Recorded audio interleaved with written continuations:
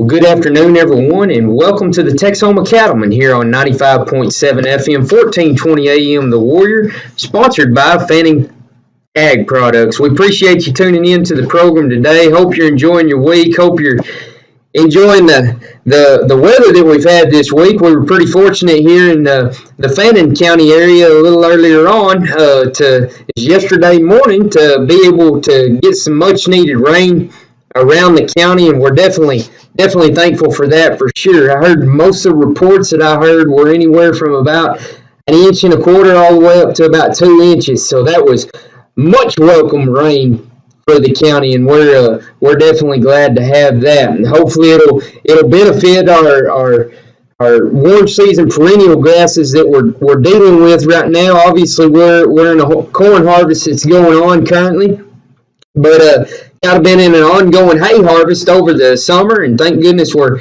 able to make some hay this year, but that rain will definitely help things out. However, you heard us talk the last couple of weeks on the program about our insect pests that we deal with in our Bermuda grass hay pastures. And we all know over the last couple of years from this happening that whenever we get a rain, cooler weather, in the latter part of the summer, first part of the fall, what all can happen? And that's armyworms.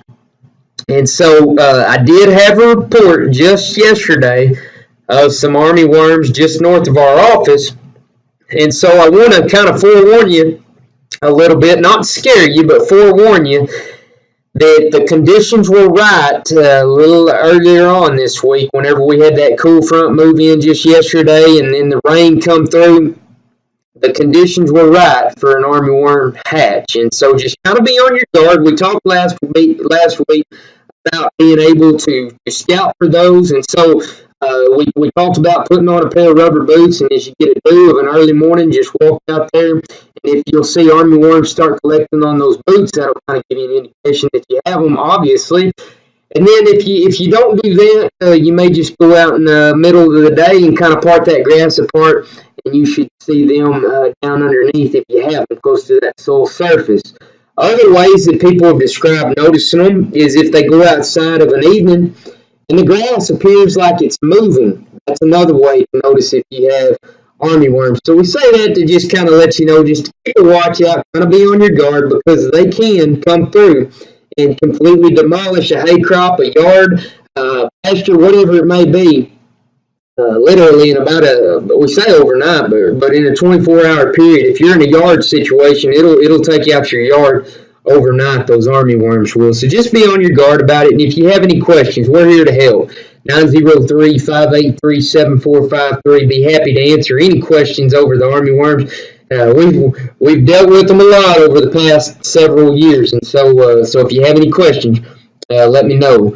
Would like to talk on the program today about our Fannin County Hay Show that is ongoing. Before we do, tomorrow on August the 16th, we're going to be having a winter pasture program, and we're going to be talking about the different types of cool season forages that you can put in, whether it be the grasses or the legumes. We're going to be talking about that. We're going to be talking about fertilizer considerations, and we'll also be talking about the utilization of those cool season forages.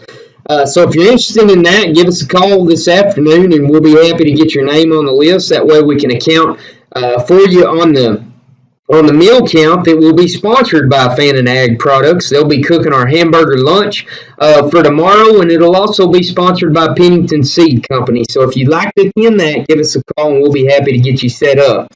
But right now, we're in our ongoing sample collection for our hay show, and you've heard us talk about that before here on the program on the Texoma Cattleman. But I'd like to go a little bit more in detail about it today.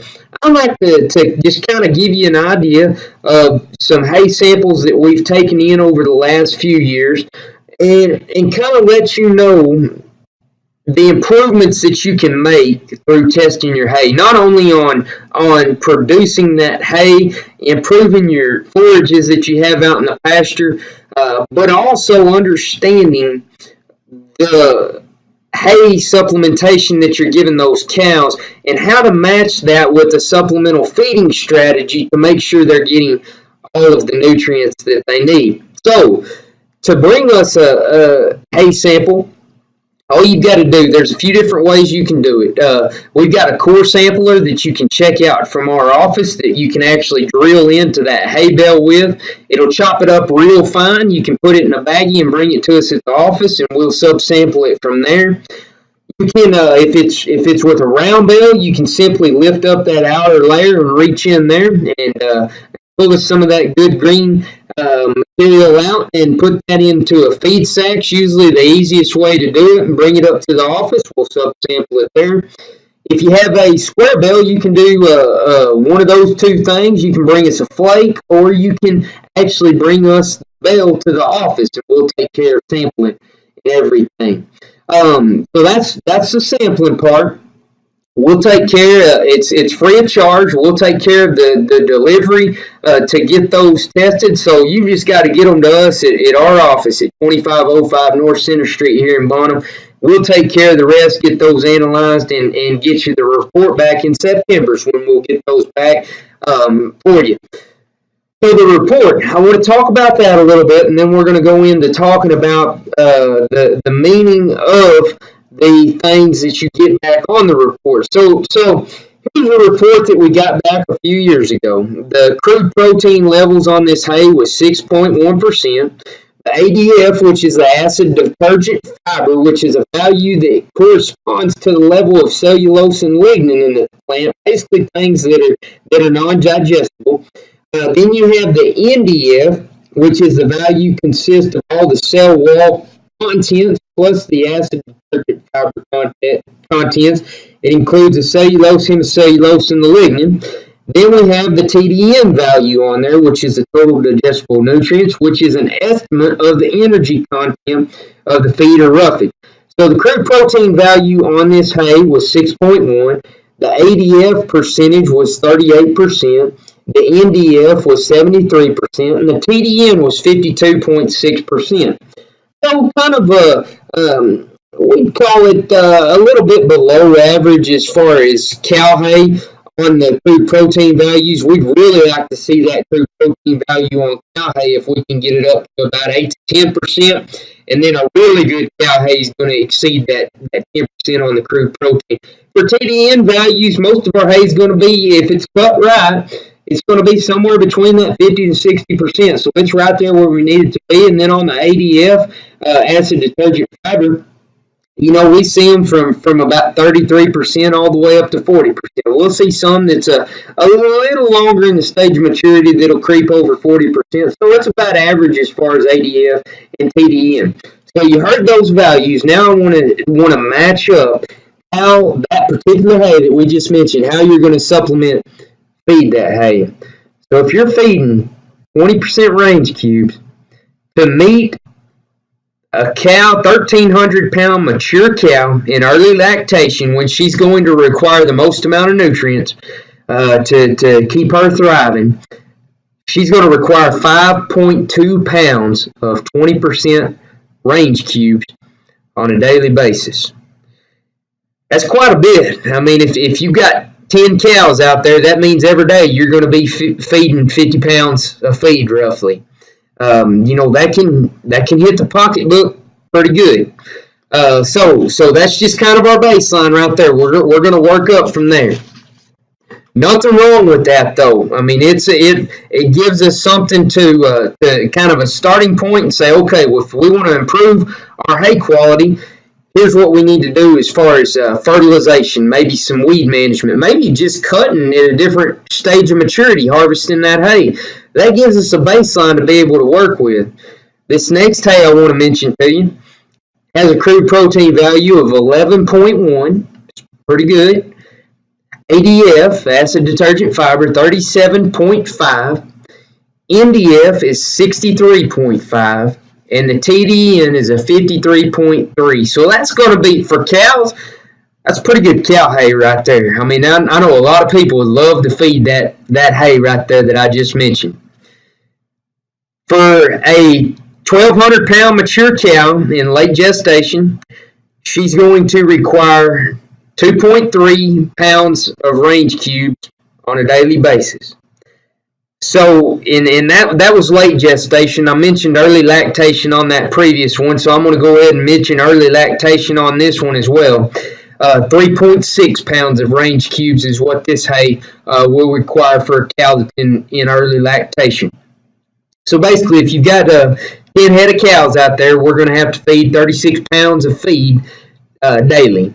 So when we go to dollaring this out, and for the sake of time, we're not going to be able to on the program today, but basically by stretching out and spending a little bit more to get a little bit better hay, we're cheapening up the amount of supplemental feeding that we're going to have to do to meet that cow's daily nutritional requirements for that time when she's in early lactation, and that's going to be that first 90 days that she's got that calf on her. Last one I want to mention to you right here. And all of these are Bermuda grass hay samples that I'm mentioning here. This last one has a crude protein value of 12.9%. It has an ADF, acid detergent fiber, value of 33.9, an NDF of 65.9, and a TDN of a 57.4. So an average Bermuda grass hay from everything that we've seen in doing this hay show since 2014, and I think any data that you look at as far as what you can expect out of Bermuda grass hay production, an average Bermuda grass hay is going to be somewhere between about 9 to 11, maybe 12% crude protein, but most of them have been about 9 to 11. It just kind of depends on the amount of nitrogen that is applied to that plant while it's growing, because that's how we get our crude protein value. It's the nitrogen content of that, and we times that nitrogen content by 6.25 to get the crude protein value. So obviously this 12.9 highly exceeds the average Bermuda grass hay. ADF values, if we can hit somewhere between 29% and 33% on an ADF value, we're well above average on Bermuda grass hay. On TDN, for what we've seen the most part in our hay show, the average total digestible nutrients for Bermuda grass hay is going to be somewhere between 52 to 55% on the average. This is 57.4, so exceeds the average. For a 1,200-pound mature cow in gestation, late gestation, it requires zero amount of supplementation. And when you get these reports back on the hay that you test, you're going to have 6 different options of supplementation strategies on there. 20% range cubes, 38% range cubes, corn gluten feed, cottonseed meal, soybean hulls, and alfalfa hay. So out of all of those 6 things for a cow in late gestation, it requires 0. That hay right there, this year, you could probably purchase for, it's probably going to be somewhere in average about $62.50 a bale.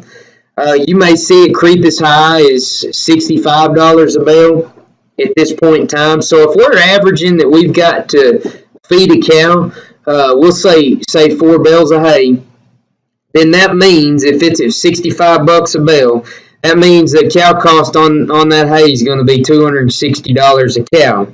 Now, if you've got another one, we'll go back to that first one and we'll call it $45 a bale times 4. That's $180. But then you've got to provide that 5 pounds of feed on a daily basis. And if that feed's costing us 18 cents a pound, we'll say that we've got to provide almost $1 a day. Well, that adds another $120 to that 180. So we're right at $300. So you can see the math on how it pays to buy high quality hay. That's going to wrap it up for us today here on the Texoma Cattleman, sponsored by Fannin Ag Products. Appreciate you tuning in. We'll be talking with you soon here on Ag 30.